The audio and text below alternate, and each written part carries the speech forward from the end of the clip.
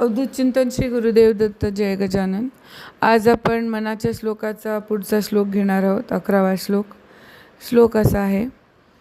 जनी सर्व सुखी असा कोण आहे, विचारे मना तुची शोधून पाहे. मना त्वाची रे पूर्व संचित केले, तया सारिखे भोगणे प्राप्त झाले. इथे राम समर्थ स्वामी म्हणतायत की मूळ जो स्वभाव आहे मानवाचा तो सुखी राहण्याचाच आहे. कारण अन्न, पाणी आणि निवारा ह्याच्याशिवाय त्याला लागतं काय? तर काही नाही. पण या झाडाला अजून फांद्या फोडणं आणि त्या फांद्यातनं पालवी फोडणं हे मानवाने केलं. त्याच्या गरजा त्यांनी वाढवल्या. त्या कारणाने त्यांना त्या गरजाची पूर्ती झाली नाही की त्याला दुःख प्राप्त होतं, त्याला नाराजी येते. मग ह्या सगळ्याचं कारण कोण? पहिलं गोष्ट, असा माणूस कुठला आहे जगामध्ये ज्याला सर्व काही प्राप्त झालं आहे? तर असा कोणीच नाही आहे. का? कारण काय, प्रत्येकाला आपल्या कर्मानुसार, कर्मबंधनानुसार त्याला गोष्टी मिळत राहतात. पण जर आपण असा विचार केला की बाबा आता ज्या काही गोष्टी आपण स्वतः वाढवल्या आहेत आपल्या इच्छा आकांक्षांमुळे, तर ते सगळ्यांना प्राप्त झालं आहे असा तरी कोण आहे? तर कोणीच नाही आहे. मग म्हणजे माझ्याबरोबर काही वेगळं होतं आहे का? तर नाही. तुझ्याबरोबर काही वेगळं होत नाही आहे. जे सगळ्यांबरोबर होतं तेच तुझ्याबरोबर होतं आहे. पण तरी मानवाचा स्वभाव आहे की आपल्या मनासारखं झालं नाही की त्याला दुःख होतं, आणि दुःख झालं की त्याच्यातनं यातना निर्माण होतात. मग या गोष्टीला आता जर का आपण डेप्थमध्ये जाऊन विचार केला तर खरा मूळ स्वभाव जो आहे त्याच्या व्यतिरिक्त जाऊन आपण वागलो तर ह्याला खरं या दुःखाला कारणीभूत कोण? जर का खूप विचार केला तर आपल्याला असं कळून येईल की त्याला कारणीभूत आपण स्वतःच आहोत. दुसरी गोष्ट, काही गोष्टी अशा असतात की आपण अपेक्षा धरतो आणि त्या अपेक्षा पूर्णत्वाला नाही पोचल्या की आपल्याला दुःख होतं. तसा दुसरा माणूस वागला नाही की त्या दुसऱ्या माणसाच्या वागण्यातनं आपल्याला दुःख निर्माण होतं. पण मग तो आपलं शरीर आहे का? नाही. आपलं डोकं आहे का? नाही. तरीसुद्धा आपण त्याच्याकडनं अपेक्षा ठेवली. मग हे अपेक्षा न ठेवायला आपल्याला सांगितलं असताना आपण अपेक्षा ठेवली, ही चूक कोणाची? परत मानवाची. म्हणजे आपल्याला आपल्या नुसत्या गरजांना लिमिट करायचं नाही आहे, तर आपण दुसऱ्यांकडनं जी अपेक्षा ठेवतो ती पण आपण जर का ठेवली नाही तर आपल्याला दुःखाचं कारण बनत नाही. राम समर्थ पुढे म्हणतात की मनात वाची रे पूर्व संचित केले. म्हणजे आपण कर्मयोगाच्या बंधनानुसार आपण गतजन्मांमध्ये जी काही कर्म केली, जे काही आपण वागलो चांगलं वाईट, त्या कर्मांचं आपण गाठोडं घेऊन इथे जन्माला आलो आहे.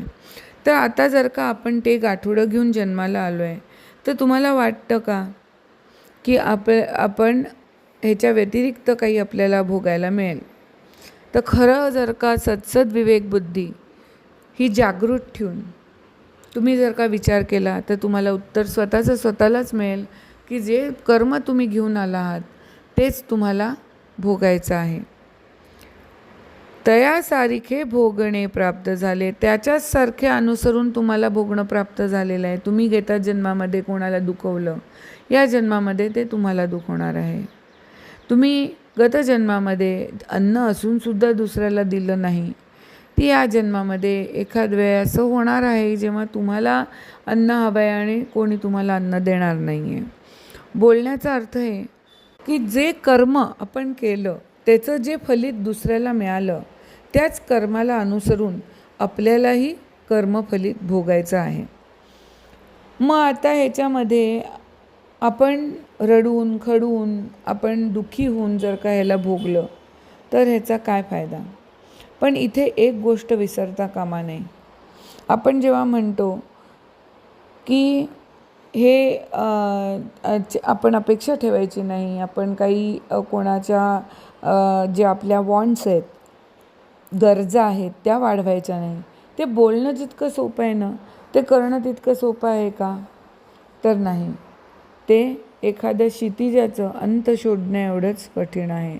एखाद्या सूर्यप्रकाशाची किरण तिचा आपण अंत शोधायला गेलो तर आपण त्या सूर्यापर्यंत पोचू का? नाही. जसजसे सूर्याच्या जवळ जाऊ तसतसं तेज वाढेल आणि जसजसं तेज वाढेल तसतसं आपल्याला त्रास होईल. तर हे तसं आहे. त्यामुळे कसं आहे की या श्लोकामध्ये रामसमर्थांनी पहिल्या ज्या 2 ओळी बोलल्या आहेत त्या 2 ओळी आणि शेवटी ज्या 2 ओळी बोलल्या आहेत त्या दोन्हीच्या ओळींचा एक दुसऱ्याशी संबंध इतका घनिष्ठ आहे की एकाशिवाय दुसरं आणि दुसऱ्याशिवाय पहिलं कळणं खूप कठीण आहे. इथे साधकांनी एक गोष्ट समजून घ्यायची खूप गरज आहे, ते म्हणजे कर्मसिद्धांत. कर्मसिद्धांत कसा काम करतो हे समजल्याशिवाय हे 4 ओळी समजणं महाकर्म कठीण आहे. कारण कर्मसिद्धांतच जर का तुम्हाला कळला नाही तर तुम्हाला प्रारब्धाचे भोग कसे भोगायला लागतात, प्रारब्ध कसं आपल्याला रुजतं या जन्मामध्ये, ते पूर्वजन्मीशी कसं कनेक्टेड असतं हे कळणं कठीण आहे. पूर्वसुकृत आपलं जेवढं असेल त्याच्याप्रमाणेच आपल्याला भोग भोगावे लागतात आणि हे जे भोग असतात ते उपभोगूनच संपवावे लागतात. यात कुठल्याही प्रकारचा संशय किंवा शक्य अशक्य किंवा त्याचा ऑल्टरनेटिव्ह असा नाही आहे. त्यामुळे हे प्रत्येक माणसाने आपल्या जे कर्म आपण करतो त्याच्या वेळेस हे 4 ओळी निश्चित लक्षात ठेवाव्या, कारण ह्याच कर्मावर आधारित तुमचा पुढचा जन्म होणार आहे. शिवाय सुख ही एक गोष्ट अशी आहे जी मानण्यावर आहे. एखादा कुत्रा मंदिराच्या गाभाऱ्यात पोचू शकत नाही, त्याला येणं अलाउड नसतं, पण तो कुत्रा रात्रभर मंदिराच्या अवतीभोवती त्या मंदिराचं रक्षण करून सुखी असतो. पण एखादा माणूस पुजारी आहे, तो गाभाऱ्यात जाऊन दररोज पूजा करतो, देवाच्या एवढ्या सान्निध्यात असतो म्हणायला, पण तरीसुद्धा त्याच्यावर परिणाम होत नाही. त्याच्या पूर्व प्रारब्धानुसार तो दुःखीच राहतो. असं का?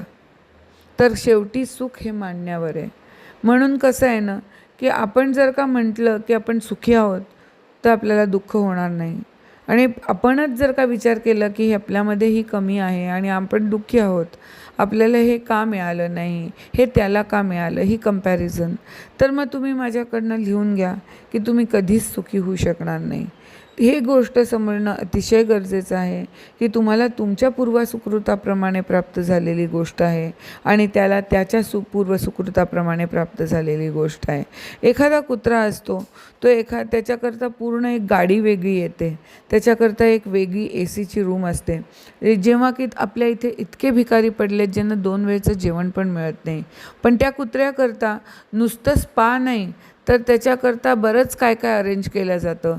त्याच्याकरता वेगळे कपडे असतात, जेव्हा की खरं तर बघायला गेलं तर कुत्रे कपडे घालत नाहीत. म्हणजे खरं ती त्याला जाच असते. आपल्याला वाटतं की हा कुत्रा किती सुखी, आपण त्याला तो मालक त्याचे कपडे पण घालतो, पण त्या कुत्र्याला इच्छा आहे का कपडे घालण्याची, का ते जबरदस्ती आहे त्याच्यावर? आणि ती जर का त्याला जबरदस्ती आहे तर त्याच्याकरता तेच दुःख आहे, नाही का? विचार करून पाहिलं तर कळेल की सुखाची संकल्पना ही मानण्यावर आहे. आता तुमच्या साईडनी तुम्ही बघतायत, तुम्हाला कॉईनची जी बाजू दिसते तर तुम्ही म्हणता की तो कुत्रा किती सुखी आहे, त्याला त्याचा मालक सगळं काही देत आहे. पण शेवटी पिंजऱ्या सोन्याचा असला तरीसुद्धा तो पिंजराच, त्याच्यात बंधनंही आलीच. आणि हे आता जन्म त्याचा झाला आहे कुत्र्याचा, तोसुद्धा तर पूर्वी त्यांनी काहीतरी मानुष्य जन्मात पूर्ण नाही करू शकला, तेव्हा हे परत सुरू झालेलं त्याचं 84 लक्ष योनीचं सायकल आहे. त्यामुळे काय आहे की त्याचं त्या 7 जन्मांमध्ये मनुष्य जन्मामध्ये त्यांनी जे काही कर्म केलं त्याच्यात त्यांनी चांगलं कर्म जे केलं त्याला फलित या जन्मात मिळत आहे. जे काही त्यांनी नाही जो आत्म्याने केलं नाही, तर एखादा कुत्रा जन्मल्या त्याला त्याची आई सोडून जाते, त्याच्या आईचा ॲक्सिडेंट होतो, तो असाच भटकत राहतो, दूध पाण्यासाठी तरसत राहतो, हे पण तर होतं ना. मग तो प्राणी असू दे का ते झाड असू दे का ते मनुष्य असू दे का पक्षी असू दे, शेवटी हा कर्मसिद्धांत सगळ्यांना लागू पडतो. त्यामुळे आपलं कर्म शुद्ध ठेवण्याकडे लक्ष द्या, बाकी सगळं आपोआप होतं आहे. अवधूत चिंतन श्री गुरुदेव दत्त. जय गजानन. पुन्हा भेटू पुढच्या गुरुवारी दुसरा अजून एक श्लोक घेऊन. जय गजानन.